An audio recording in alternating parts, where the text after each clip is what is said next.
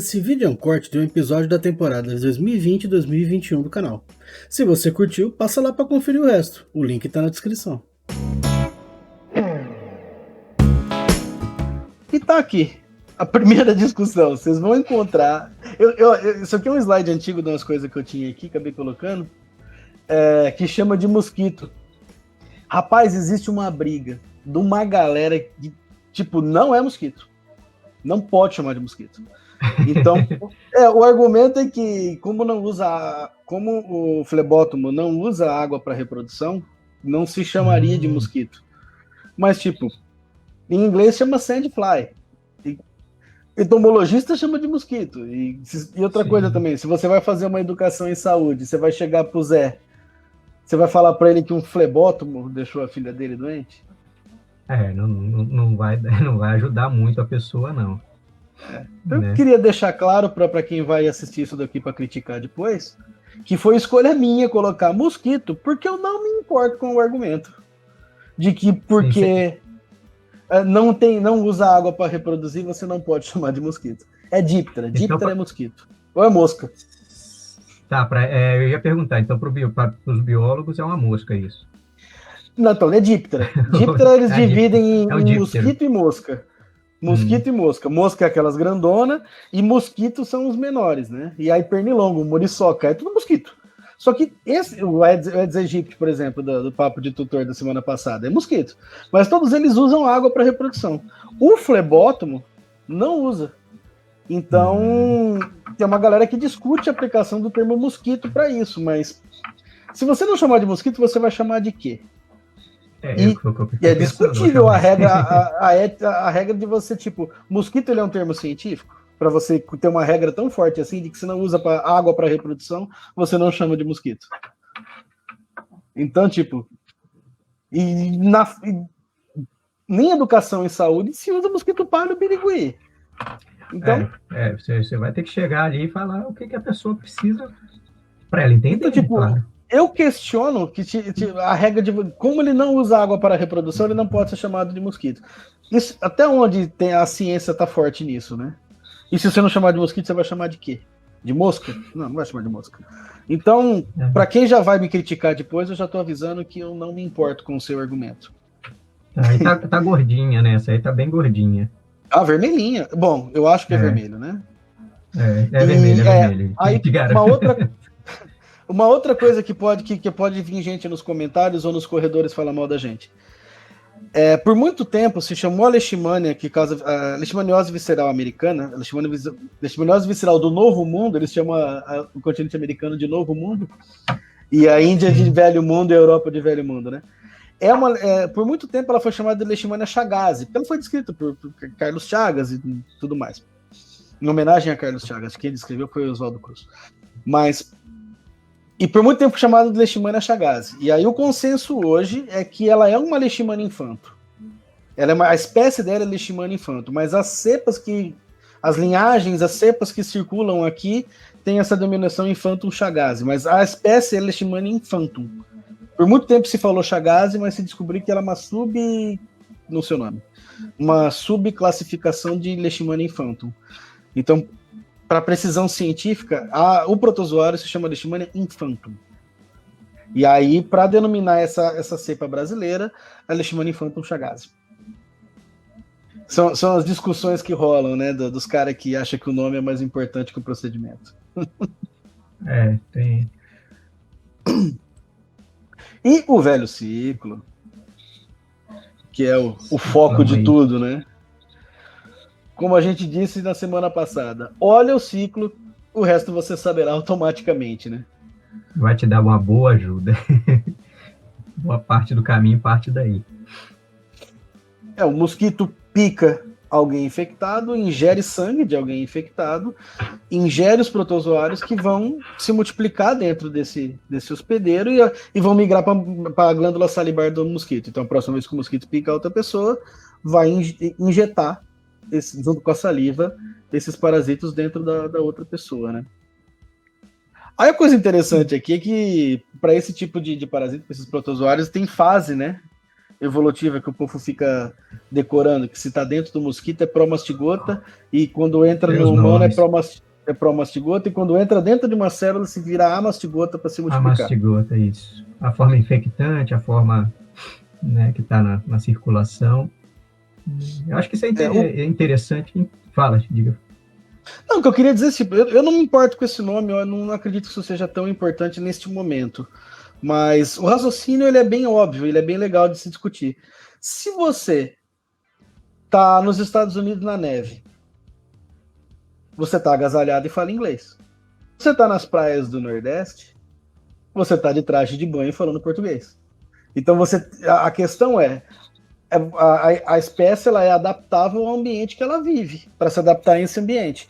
Então, dentro de um mosquito, na corrente sanguínea, a forma adaptada a sobreviver no mosquito e a sobreviver na corrente sanguínea humana é a promastigota. Na hora que ela entra dentro de uma célula, o ambiente é outro. Então, a forma adaptada a viver dentro daquele ambiente intracelular, que é uma forma focada em reprodução, é a mastigota. Então, inclusive, ela não precisa se locomover ali dentro, né? Exatamente. Para que então, flagelo? Para que gastar energia se locomovendo? Você tem uma forma flagelada focada em sobreviver e infectar. Depois que ela consegue infectar, já que é um parasita intracelular, o parasito muda para uma forma focada em não mais infectar, mas em se multiplicar, né? E é interessante assim, porque quando a célula se rompe e ela cai na circulação sanguínea, o movimento dela é garantido pela circulação, né? Ela vai rodar ali. Mas ela vira promastigota de novo, mesmo assim. Ela vira, quando estoura a célula, ela volta para a corrente sanguínea, ela vira promastigota de novo para ter a capacidade infectiva, né? Ah, vira? Eu achei que ela ficasse como uma mastigota ainda. Não, porque ela tem que entrar em outra célula, né? Então ela vira promastigota, retorna com o flagelo, tudo para conseguir invadir uma nova célula. Eu achei que isso era garantido já pela fagocitose mesmo, do sistema de defesa. Acontece muito. Tanto fagocitose quanto a invasão mesmo, né? E o que a gente estava falando antes, né? É um ciclo de vida de um parasito que depende de um vetor, que é um mosquito. Uma vez que você se liga na vida do mosquito, você traça toda a epidemiologia, as políticas e tudo mais, né? Então é um mosquito miudinho, que ele voa abaixo, então por isso que pega muito criança, porque ele voa abaixo. Ele não precisa de água, mas ele se prolifera em lugar que tem coisa em decomposição, entulho, lixo, essas coisas. Então, existe um hábito de vida do mosquito. E aí, em cima disso, se faz toda a... eu só queria chamar mais atenção para uma outra particularidade. Classicamente, teoricamente, todo o ciclo coloca isso daqui, ó, que o mosquito pode adquirir os parasitos picando um ser humano. Teoricamente isso é possível, mas na prática se discute a cepa que acontece. Porque, tipo, a Leishmania donovani, que é a Leishmania da Índia, do Velho Mundo, acho tão horrível essa classificação, mas a Leishmania da Índia, a donovani, ela tem um tropismo que, mesmo sendo uma Leishmania de doença visceral, ela circula por vasos sanguíneos periféricos. Então, se o mosquito picar, ele adquire o parasito. A Leishmania infantum, do Novo Mundo, e a Infantum Chagas brasileira, ela não tem tanto tropismo por vaso sanguíneo periférico. Então, normalmente o mosquito, quando ele pica um cara infectado, ele não pega o parasito. Porque o parasito, esse brasileiro, americano, ele é mais confinado às vísceras mesmo, a fígado, baço e medula óssea. Então é difícil uma pessoa infectada se coloca como possível. Pessoa, mas é difícil. Correndo o risco de para não correr o risco de cometer um erro conceitual, sempre se coloca como possível, mas na prática é improvável. Por causa dessa característica da cepa brasileira, do protozoário da Leishmania brasileira. Então, esse ciclo aqui na Índia, beleza, é isso aí mesmo. Agora, aqui no Brasil, nem tanto. Por isso que o cachorro se torna tão importante aqui no Brasil. É por isso essa, vamos dizer, criminalização do cachorro para como cachorros errantes, né? O livro chama de cachorros errantes. Cachorros errantes que ficam por aí. Eu ia falar cachorro de rua, mas hoje tem um outro nome para quando o morador de rua que chama, que o pessoal fala Vou lembrar daqui. Não sei. Não, é que o pessoal hoje não chama de morador de rua, eu tava pensando, esse cachorro de rua. Ele não é da rua, né? Em situação de rua, um cachorro em situação de rua. Situação de abandono.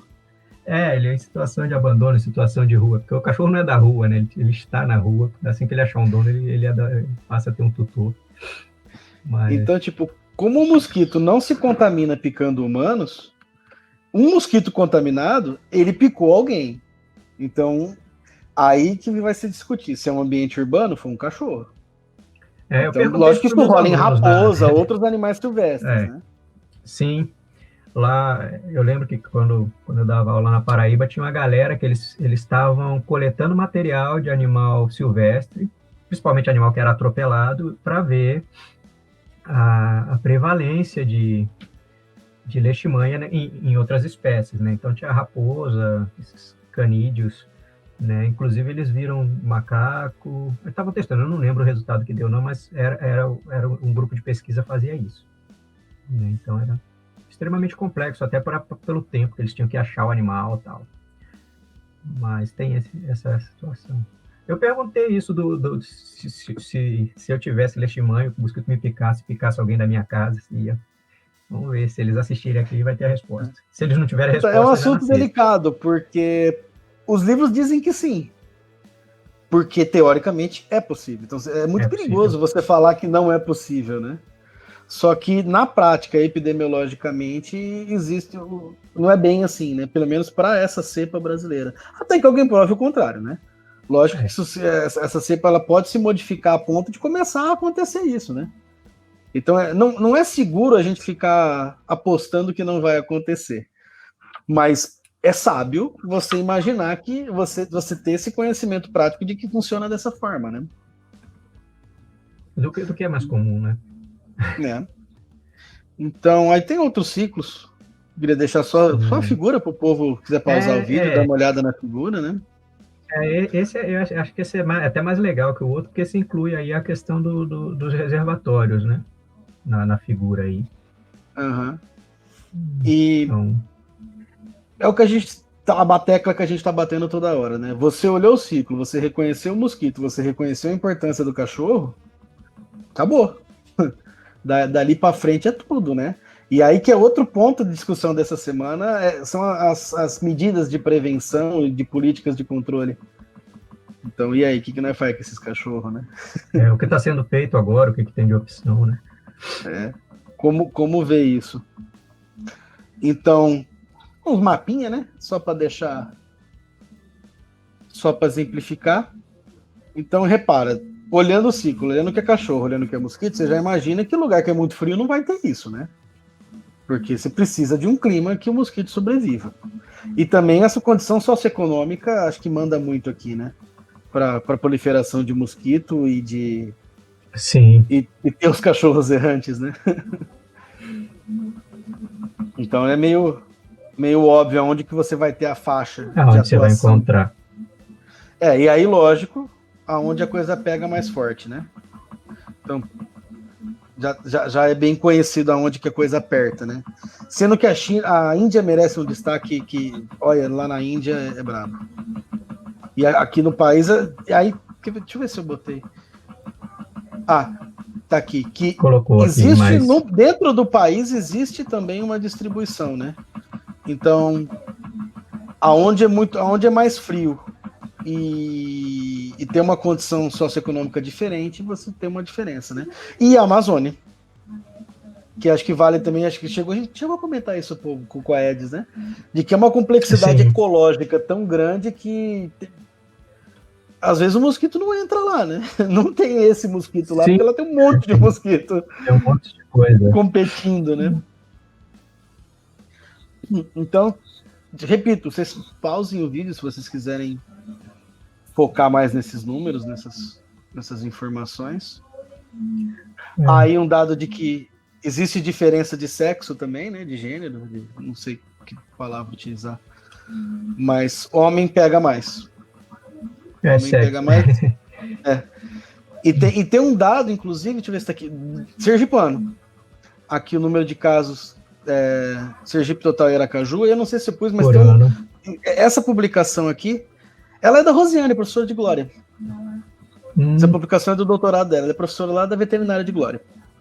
E ela viu também que existe essa diferença homem e mulher, existe isso em Sergipe também.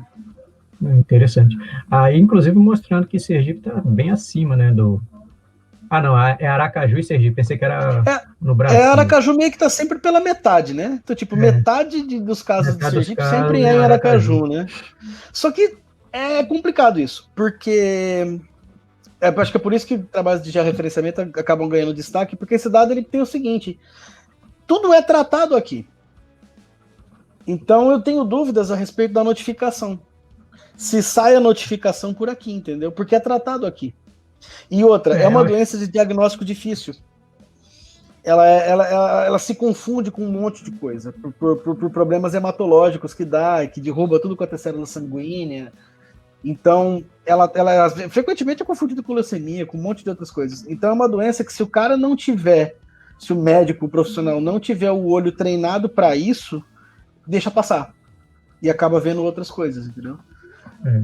Então, esse dado de que era... acontece quando, por exemplo, aqui como é endêmico, né? O pessoal fica mais ligado também em achar, né? E aí eu acho que acaba achando mais do que, por exemplo, em outros lugares onde a coisa não está tão... né?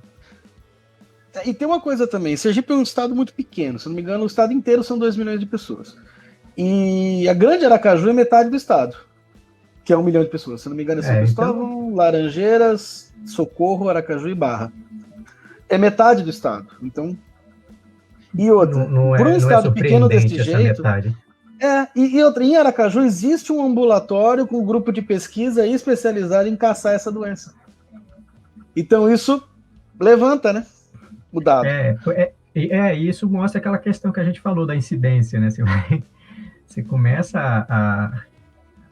a ficar, se especializar nisso, você começa a achar mais e você começa a ter maior incidência. Né?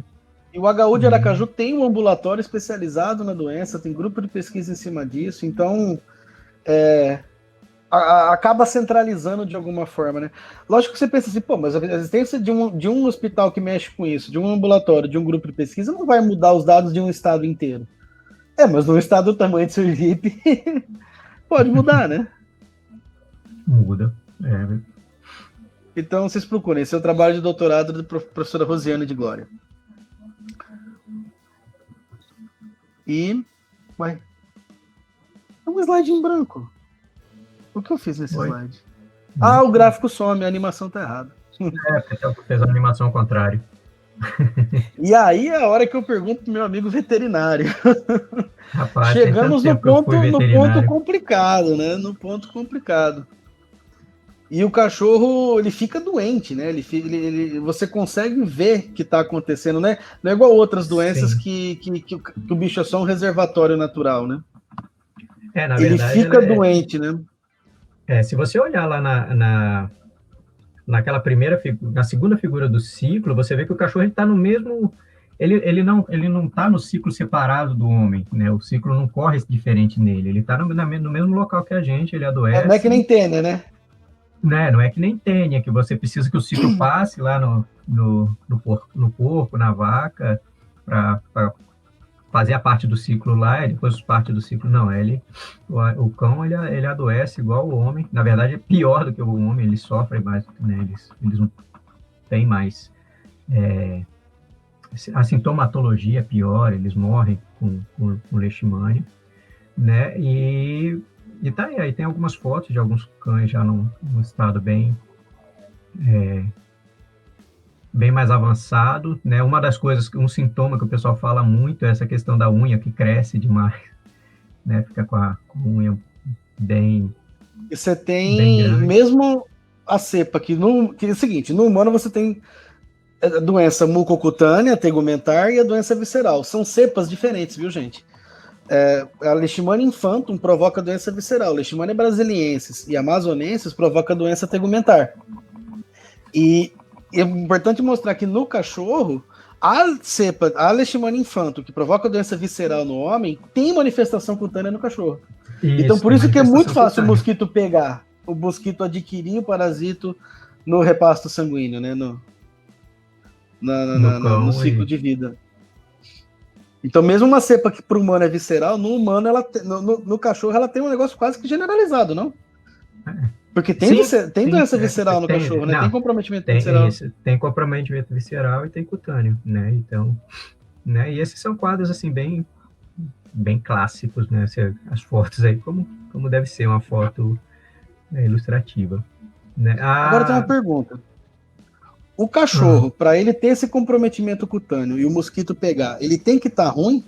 Ou aqueles cachorros que tem a doença, mas está controlado, tá bonito o cachorro? Como é? Existe essa diferenciação? É discutido? É estudado? Rapaz, eu acredito que aí vai depender do grau de infestação. Eu sei que, por exemplo, o pessoal que trata hoje em dia, né, tem alguns veterinários que estão indicando tratamento, tudo, uma das coisas que eles dizem é que vai baixar tanta carga do parasito que esse animal não é mais capaz de transmitir. Mas isso está em estudo, não é escrito na pedra, não, né? Eu não tenho acompanhado isso. É discutível. É igual a eficácia de vacina, né? Então tem isso, só que assim, é aquele negócio, você parou de tratar, a carga volta, né? E esse animal ele vai adoecer mais, né? Então você pode manter o animal, mas daqui a pouco pode ser que volte. Ou você para de tratar, ou sei lá, esse animal começa a ficar debilitado por outra doença, tem uma imunossupressão, isso pode voltar. Né? Então essas são até algumas questões relacionadas ao tratamento, né? Mas e aí um animal, vamos dizer, saudável, que está com a carga parasitária elevada, ele pode sim, você olha assim, ele ainda não tem sintomatologia cutânea, e às vezes a sintomatologia cutânea ela começa bem leve, né? Então isso é importante também no diagnóstico, porque se confunde com outras coisas? Se confunde com outras, por exemplo, com sarna, né? Tem sarna que deixa o animal com aspecto de pelagem, tudo bem parecido. É os casos de passar lepecide? Eu lembro quando era moleque, os caras espirravam lepecide nos cachorros, na orelha assim, de vaca. E às vezes acontece, por exemplo, principalmente pessoas que não têm um carinho pelo animal, mas não tem recurso financeiro, né, de tentar muito essas técnicas alternativas de tratamento, algumas bem erradas, passa óleo de motor, passa uma coisa assim. E o animal, você vê coisa Jesus. de tudo quanto é jeito, lepecide, passa de tudo, graxa, faz receita caseira, por achar, às vezes, isso é sarna, isso é não sei o que, então por isso é sempre importante esse acompanhamento com o veterinário, porque confunde mesmo, né? E a pessoa sempre vai achar que é uma coisa mais simples, até por desconhecimento, né? Então tem que se levar no veterinário para acompanhar, para ver o diagnóstico, fazer diagnóstico, né? Então isso é uma... E aquelas coleiras que espanta mosquito? É discutível? Não, elas funcionam, elas são, na verdade, é uma recomendação, funcionam. Elas tem a coleira, é a recomendação, né? O uso dessa coleira, principalmente em lugares, né, que tem caso, tem notificação, né? A questão da coleira é isso, ela exige uma troca constante, né? Tem os repelentes, tem coleira, a coleira é o melhor, mas existe uma troca constante, então o dono tem que estar bem atento, né? O tutor tem que estar bem atento com relação a isso. Mas existe alguma relação de ser mais ou menos suscetível de acordo com a pelagem do animal? Tipo, eu tô falando até pelo cachorro da minha mulher, que é bem peludão, é mais difícil pegar ou não tem nada a ver? Não sei, talvez, acredito que não. Até porque as áreas que os mosquitos buscam para picar são aquelas áreas com menos pelo, né, barriga. Então, aí quando deita de barriga aberta, ali o mosquito dá o jeito dele. Mas é possível que já tenha algum estudo com relação à pelagem também, né? É o que eu falei, eu não estou acompanhando muito isso depois que tem muito tempo que eu não clinico. Não é mais veterinário, né? Não, eu formei em 2000, então de lá para cá eu segui o caminho da fisiologia, né? Então parei de acompanhar, né? Tenho amigos veterinários que até posso consultar como é que tá. Mas no caso da leishmaniose, além da veterinária, como ela é uma zoonose, tem a questão da saúde pública, ela envolve muito, hoje em dia, questões legais, né? Então, não está só não está só dentro da área da veterinária essa discussão, ela envolve, inclusive, questões legais né, por muito tempo foi preconizada a eutanásia, os veterinários brigando pelo tratamento, pela vacinação, tal, né? Há algum tempo atrás, inclusive a eutanásia pegava uma população grande de cães, né? Então, tudo isso vem sendo sempre discutido, está sempre sendo modificado. Né? A gente cabe até dar uma olhada para ver com relação ao que mudou agora nos últimos anos. Esse é o argumento, né? Um estudo mapeando onde tem casos humanos, aqui é um mapa de Aracaju, onde tem casos humanos de leishmania, onde tem casos de cães com leishmania. Então, né? Eu pensei que era a Itália, essa bota aí. Aqui é o Rio Sergipe. Aqui é o Rio Sergipe, aí o Oceano Atlântico e o Rio Vaza Barris passa aqui. Passa aí. Aí a zona de expansão aí, né? E é o ponto mais delicado da cidade, né?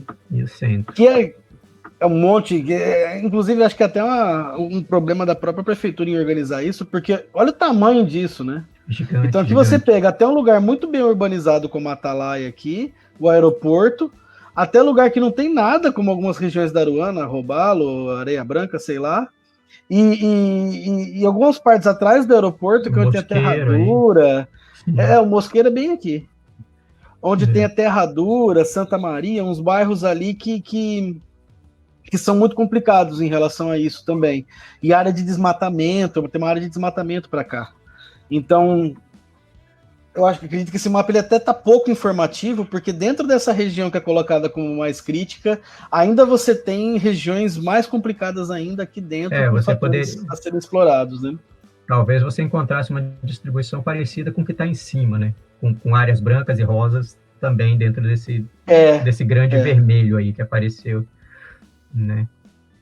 Porque aí como tá é uma região só, às vezes a maior intensidade tá lá na pontinha, mas pegou tudo, né? Tá lá embaixo e acabou pegando tudo aí. Eu digo até tipo, aqui na Atalaia mesmo, é muito menor do que aqui na Areia Branca, na Terradura, em outros lugares, né?